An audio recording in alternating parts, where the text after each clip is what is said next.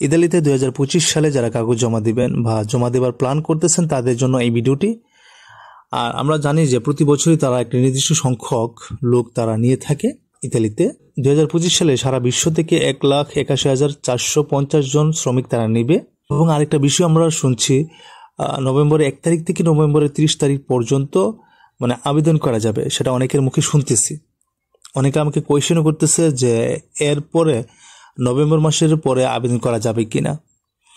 তো এই বিষয়টা আমি একটু ক্লিয়ার করি। সেটা হচ্ছে ইতালিতে ক্লিক ডে হচ্ছে 2025 সনের ক্লিক ডে হচ্ছে আপনার ফেব্রুয়ারির 5 তারিখ, 7 তারিখ এবং 12 তারিখ। তো এখন এটা হচ্ছে 2024 সনের নভেম্বর মাস। তো এই মাসে আবেদন কিভাবে করবে? যেহেতু এটা 25 সালের ফ্লোসি, 25 সালের ফেব্রুয়ারিতে আবেদন করতে হবে। তো নভেম্বর মাসে কিভাবে আবেদন করবে ভাই? এখন আসি যে নভেম্বর মাসে কি করবে। নভেম্বর মাসে হচ্ছে আপনার ফাইলগুলো রেডি করে রাখবে। আমরা একটা সময় জেনেছি নভেম্বরের 1 তারিখ থেকে নভেম্বরের 30 তারিখ পর্যন্ত ফাইলগুলো রেডি করে রাখার পর ক্লিক ডে আসলে ক্লিক করতে হবে। তার মানে হচ্ছে 2024 সালের নভেম্বর মাস ব্যতীত আপনি ফাইলগুলো জমা দিতে পারবেন এবং ক্লিক ডের আগে সেগুলো যেন তারা সেট আপ করে রাখে বা রেডি করে রাখে। এটাই হচ্ছে মূল কথা। ঠিক আছে, আশা করি বুঝতে পেরেছেন। তো ইতালিতে যে মালিক আছে সে কিন্তু নিজে আবেদন করে না, একটা উকিলের মাধ্যমে আবেদন করা। আবেদন যে প্রক্রিয়াটা কয়েকটা ধাপ পার করে আবেদন প্রক্রিয়াটা সম্পন্ন করে, সেই ধাপগুলো আমি বলছি।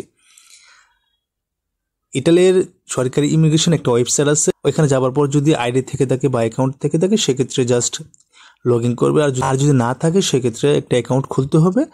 খোলার পর ওইখানে একটা ফ্লোসি নামে একটা অপশন আছে। তারপর ওইখানে গিয়ে প্রয়োজনীয় দলিলপত্র যেমন পাসপোর্ট, কর্মচুক্তি ইত্যাদি আপলোড করতে হবে। তার পাশাপাশি মালিকের যে ডকুমেন্টসগুলো আছে ওইগুলো আপলোড করতে হবে। আপলোড করার পর এটা ক্লিক ডের জন্য প্রস্তুত করে সাবমিট করে রাখতে হবে।